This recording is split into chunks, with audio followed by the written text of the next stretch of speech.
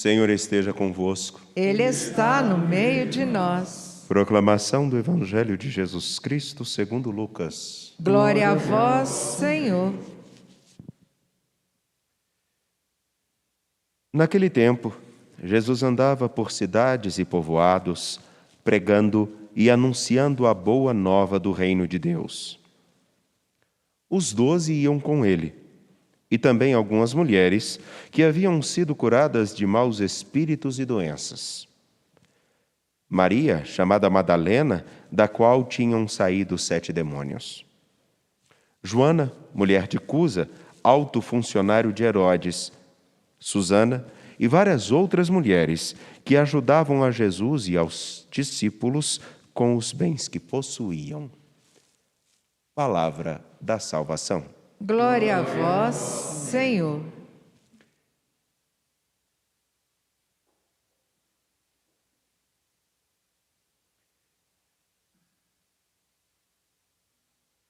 Felizes os humildes em espírito, porque deles é o reino dos céus. O versículo que norteia e é a nossa resposta principal no Salmo, ela realmente é instigadora. Ela pode ser, inclusive, colocada num rol de frases comuns que todos os dias e de todas as formas nós ouvimos muitos falarem. Entretanto, ela carrega de sentido e ela vem como resposta àquilo que Paulo fala a Timóteo, mas ainda é muito atual. Muito atual não só para alguns, mas para todos. É uma fala que a humildade de espírito, que é a felicidade, nos faz participar do reino de Deus. Poderia ser construída de várias outras formas, mas, entretanto, a partir daquilo que Paulo escreve a Timóteo, toma um caráter singular, eu acredito, com o rosto quase ficando rubiçado, que é exatamente um dos grandes problemas que nós temos em todos os lugares para a proclamação do Evangelho, para o seguimento a Jesus Cristo. Em todos os lugares.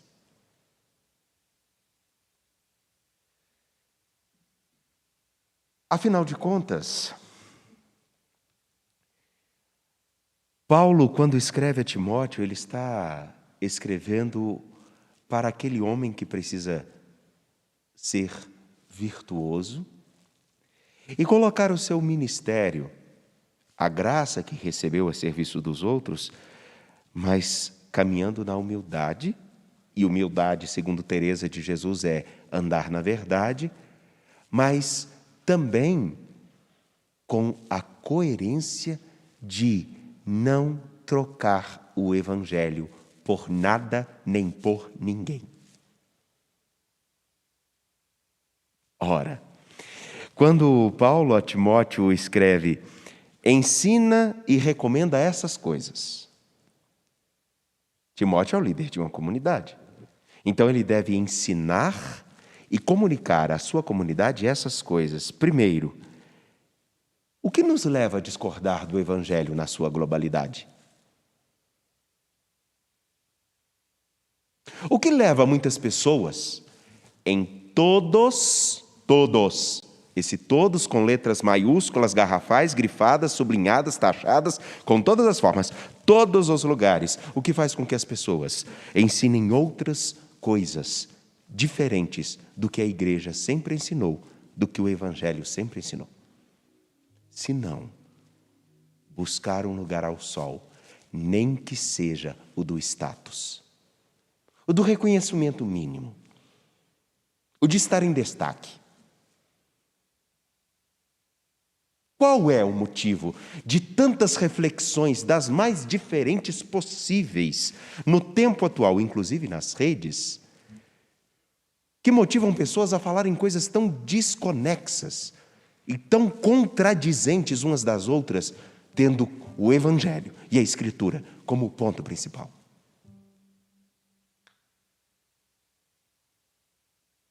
O que leva, por exemplo, nós vermos hoje, e com vergonha, um caminho, e eu espero que eu não tenha sido concretizado, um caminho no qual agora, inclusive, aquilo que restringia homens, mulheres que foram barrados nas últimas eleições por não serem pessoas comprovavelmente íntegras a se candidatarem e a poderem ser elegíveis. Isso está prestes a cair, se não ficarmos atentos. Será que realmente é o bem de todos? Que a ficha limpa seja modificada? Nós sabemos que não. E da mesma forma, o que leva uma pessoa a ensinar doutrinas diferentes do que aquilo que a igreja sempre ensinou?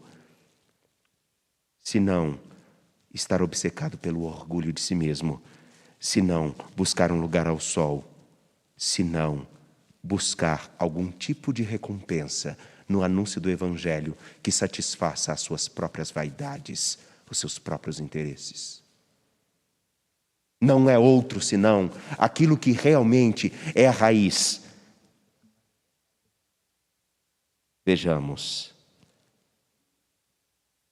das invejas, das contendas, dos insultos, das suspeitas. Porque sejamos bem, alguém vai suspeitar de alguma coisa que também sabe que não é capaz de fazer?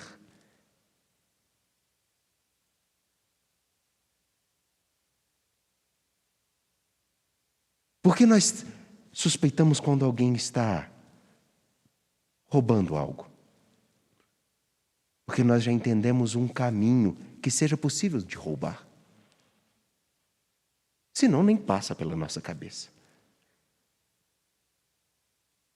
De suspeitas, de porfias de homens com mente corrompida, privados da verdade, que fazem da piedade, da suposta piedade, da suposta reverência a Deus, um assunto para se satisfazerem de várias formas. E aqui o lucro não é somente o monetário. Existe o lucro da vaidade, o lucro de ocupar púlpitos, de ser reconhecidos, de se tornar estrela.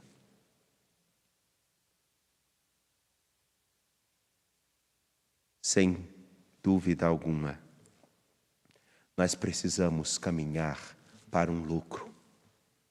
Mas não é o lucro monetário nem de estarmos em destaque, mas é o lucro de participarmos com nosso Senhor Jesus Cristo do seu projeto de vida e graça, colocando aquilo que nós somos, aquilo que nós temos. E a única coisa que realmente temos, não precisamos ter dúvidas, e é aquilo que vai dizer o Salmo, é a nossa história e a nossa vida. É só isso que temos. Porque do resto tudo fica e tudo se perde. Tudo.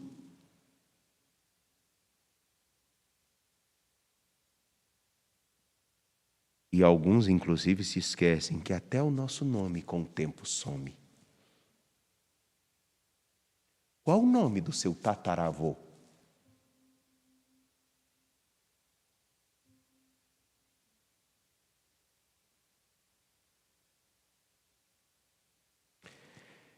Na verdade, meus caros, São Paulo, ensinando a Timóteo, ele vai lembrar uma coisa muito simples e que é uma receita que eu tenho certeza que está por detrás de grandes e de todos os males que impedem a proclamação do Evangelho de modo eficaz e coerente com aquilo que desde sempre deveria ter sido anunciado.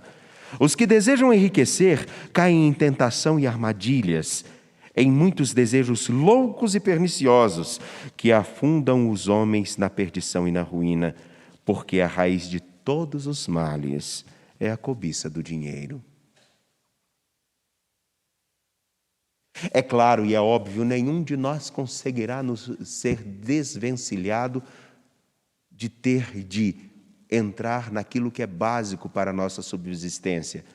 Ninguém compra uma roupa, ninguém compra uma comida, ninguém paga uma luz, mesmo que esteja um absurdo e vergonhosamente subindo e ninguém para ver o que está acontecendo e nem solucionar o problema, com o IOF que novamente vai receber um aumento.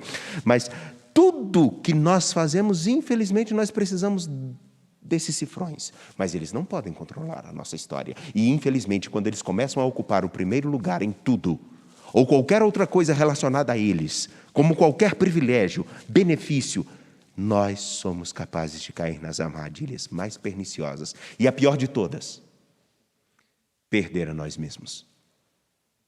E aqui eu não estou falando de morte, inferno, eu estou falando de perder a capacidade de olhar a vida com tranquilidade, com a cabeça leve, com a consciência tranquila, com o coração centrado e com a certeza de fazer o que se deve. E não porque tenha que dar resposta a ninguém, mas porque sabe o valor que carrega em si, como homem, como mulher, como filho de Deus, que não se vende nem se troca por nada, nem por ninguém. Na verdade, Paulo ensinando a Timóteo que combate o bom combate da fé. E, meus irmãos, não nos esqueçamos nunca, o maior inimigo que nós temos não está fora de nós. O maior combate que nós travamos entre a história e o que nós podemos ser, não é um ser que está fora de nós, é o homem velho que não conheceu a Cristo, que busca satisfazer-se, colocar-se no centro e ser o motivo de tudo e a medida de tudo, e se para isso for preciso, vender a própria mãe é capaz de fazê-lo. O combate maior na fé é aquele que nós travamos para deixar com que o Evangelho cresça em nós. Por isso, como diz São Paulo a Timóteo, combate o bom combate da fé, conquista a vida eterna. Meus irmãos, minhas irmãs, você que nos acompanha aí pelas nossas redes sociais, no YouTube, na TV Horizonte, na Rádio América, aqui presencialmente, a vida eterna, se é eterna, é entrar na dinâmica do sonho de Deus agora. É viver essa vida agora. Com a certeza de que ela poderá se transformar de tal modo, se transmutar em Cristo de tal modo, que ela poderá ser eternizada. A vida a qual fomos chamados em Cristo. E pela qual, diante de tantas testemunhas no mundo, ao nos dizermos cristãos, precisamos dar um bom testemunho de fé. E o testemunho aqui não é aquele que nós, infelizmente, estamos acostumados a dizer, que alguns, eu recebi isso, eu consegui aquilo. Não, isso não é testemunho.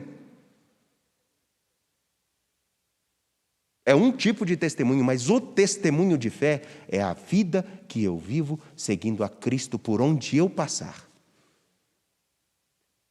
É de quem se coloca na dinâmica do que diz Lucas, capítulo 8, versículos 1 a 3.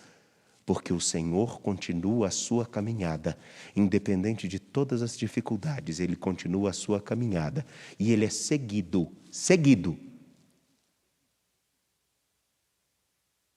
Não são pessoas que andam atrás dele, Ele é seguido, pessoas que ficam atentas ao que Ele está dizendo, pelos seus discípulos, por algumas mulheres, dentre as quais está Maria Madalena, que nunca foi prostituta. Quem disser que Maria Madalena foi prostituta não entendeu nada de Bíblia. O que se diz dela é essa característica da qual saíram 7 demônios. Isso não significa prostituição. E que elas colocavam tudo o que tinham, mas o mais importante não era o que elas tinham, era o que elas eram. Elas se colocavam inteiramente à disposição do Senhor na sua missão, de por onde passar, levar a vida, a misericórdia, a esperança e o recomeço. Caminhar com Ele. E aí está a grande diferença. Existem aqueles que de forma piedosa, ou até mesmo com discursos mirabolantes, ou aqueles que estão nas redes sociais, que falam de todas as coisas, mas esqueceram do ponto principal. Eu estou anunciando a mim ou ao Cristo? Ou estou falando do Evangelho ou do que eu quero que o Evangelho diga?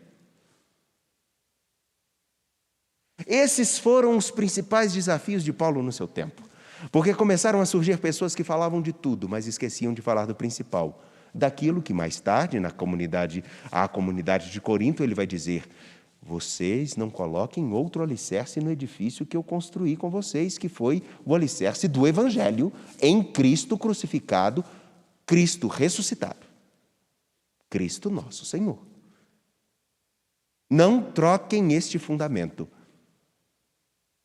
Infelizmente, no crescer do nosso tempo, por todos os motivos, até mesmo na política, na jurisprudência, qualquer que seja, em todos os lugares, a maior dificuldade que nós temos de anunciar o Evangelho é porque muitos buscam falar de si e não falam do Senhor. Muitos. Não são todos. Alguns até muito simples, que podem até não falar, mas demonstram com compromisso. Agora, sabem o que isso quer dizer para nós? O principal, a quem nós estamos escutando? A quem nós estamos seguindo? Porque nesse grande mercado de falas sobre Jesus ou qualquer outra coisa, existe de tudo, até veneno. Até isso. Tomemos cuidado e estejamos atentos para ensinarmos o que o Evangelho diz e estarmos dispostos a seguir o Evangelho de nosso Senhor Jesus Cristo e não aquilo que eu ou qualquer outra pessoa fala. Porque mais do que eu existe a igreja, que é corpo de Cristo. Mais do que eu existe o Evangelho. Mais do que os meus interesses existe a salvação. Somos portadores dessa, não dos nossos interesses. E qualquer um que faça isso é o mais infeliz dos homens.